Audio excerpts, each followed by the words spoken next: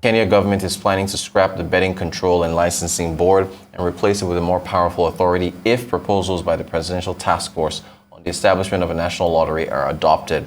The BCLB will be replaced with a gambling regulatory authority as part of the amendments that also repeal the Betting, Lotteries and Gaming Act of 1966, the Draft National Gaming Policy, the Draft National Gambling Regulation Bill, and the Draft National Lottery Bill, which will be made public in advance of public comment periods next month, all contain that proposal. Ibukun Omoyeni, who is Sub-Saharan African Economist with Vetiva Capital Management, joins us to discuss further. Ibukun, we have to start with Kenya Airways. What do you make of this historic loss for the company? Okay. Thanks for having me. So looking at Kenya Airways, you said that the issue is around the cost center, right? So of course, we saw revenue grow last year about 66%, linked to the growth in passenger travel, of course, post-COVID recovery. But on the cost side, you see that aside the operational costs, you also have interest costs from subsisting loans, and that has led to net loss. And these are the issues you usually see around public operations because they are not efficiently run, overstaffing and other key issues that are around government-run enterprises. And I think that, especially African government, we need to come to the point where we recognize that even though you want to maximize welfare as a government, you have to recognize that you don't have control over the cost centers, you don't have control over exchange rates, you don't have control in a sense over oil prices in case there's a spike in oil prices that will lead to increase in cost, just like we saw in Nigeria last year with jet fuel. So once you have those issues, you cannot control costs. And once you cannot control costs, your revenue has to grow in line with the cost. So for instance, you might want to charge a lower airfare ticket just to maximize welfare. But if you look at the whole picture, you find out that it's not sustainable. And that's the reason we are seeing this happen in Kenya Airways.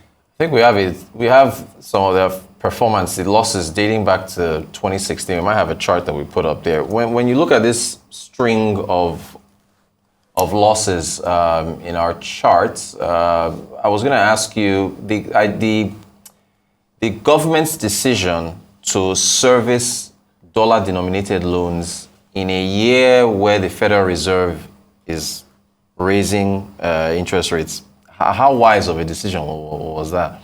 Well, I think it also depends on when the debt loan was taken, right? If you've taken a loan and you've covenanted to repay that loan for a period of time, no matter the economic condition, you would have to actually repay the loan unless there's a clause in that contract. And what we know is that in 2014, the Kenyatta administration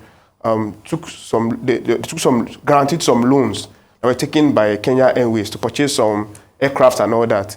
But you see that in recent times, right, you are seeing even the lender saying it wants the government to take over since there's more of a default on loan repayment. But what you see in that instance is a situation whereby, of course, you cannot repay the loan because of certain factors that you did not envisage. For example, when this loan was taken, the Kenyan shilling was trading at around 86 or 84 shillings to the dollar, but now it has depreciated by about 40%.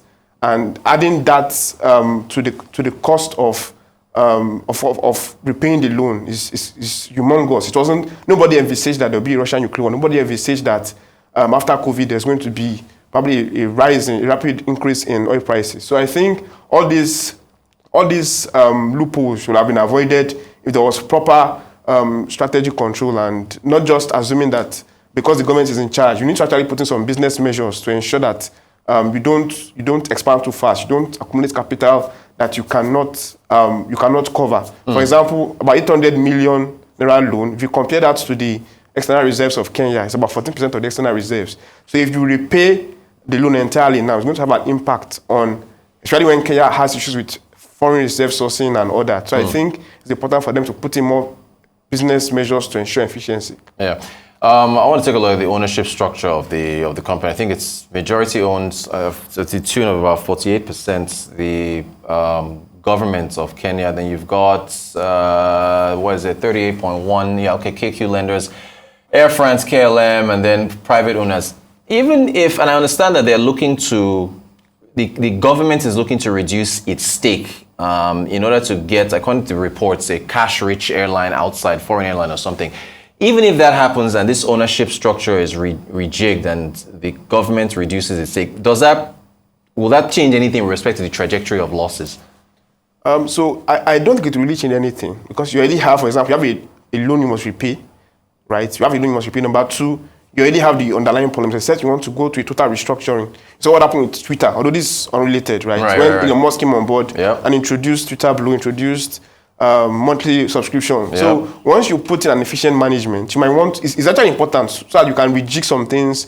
Maybe you need to increase your airfares. Maybe you need to reduce some cost line items. You need to check your personnel costs. Are there any unnecessary, is there any overstaffing? You want to check those loopholes. And by the time you do that, you can actually help stabilize the business, right? But a lot of state utilities companies, they usually have issues because of that same challenge of public corporations not running the business efficiently. So do we have to reevaluate national carriers? When you think about the accumulative losses now over 172 billion, does that, maybe for the African continent at least, is that something that needs to be looked at again? As far as, do we need a national carrier if it doesn't seem like a lot of these nations, because I think it's only Ethiopian Air that is profitable. Not really sure how many other African national carriers are, but do you think that needs to be looked at again? I think that's certain, because by the time you have a government operating an airway, you would see things like reduced airfares. You will see airfares that are not in line with market practice, right? So if you do not operate your business efficiently, right, you will surely run into problems in the nearest future.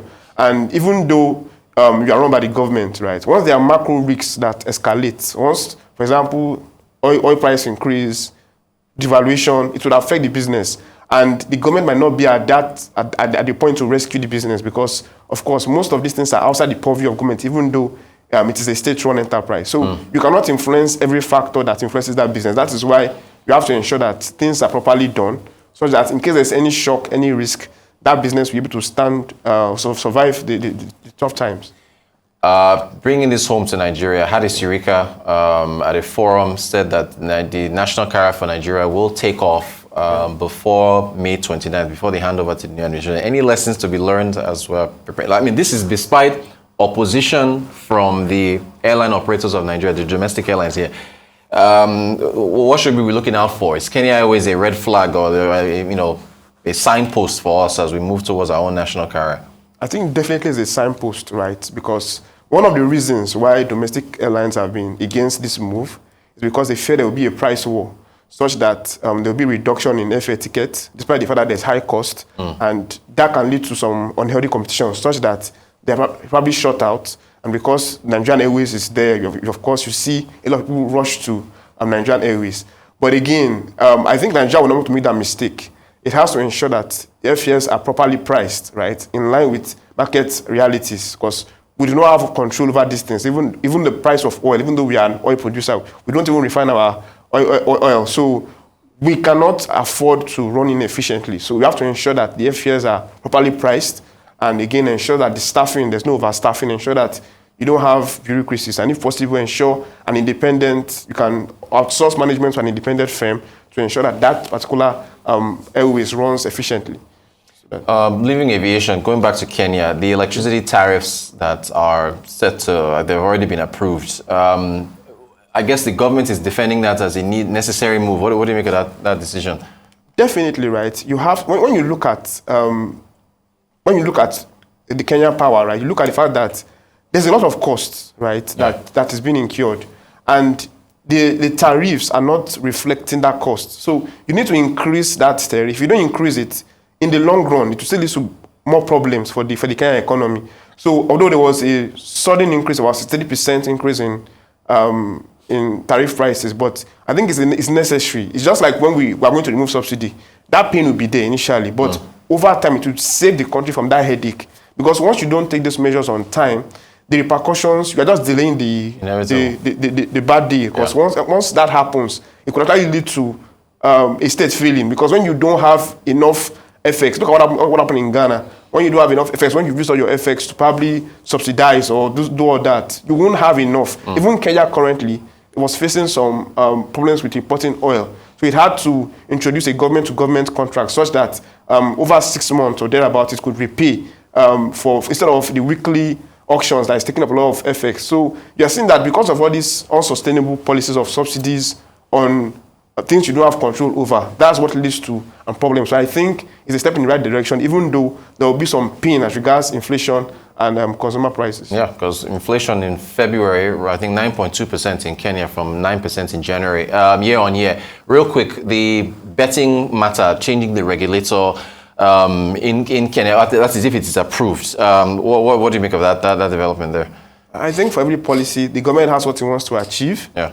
And I think one of the reasons for this change is because they want to protect maybe the young, and they want to ensure that things are not done up haphazardly, because it's an informal sector, and you want to ensure that you do not you protect, of course, the vulnerable from being adversely affected. So I think it's depending on what the objective of the government is, it has its own reasons for taking that decision. Great stuff. Ibukun Omoyeni, Sub-Saharan African Economist with Vetiva Capital Management. Thank you so much for your time talking Kenya with us.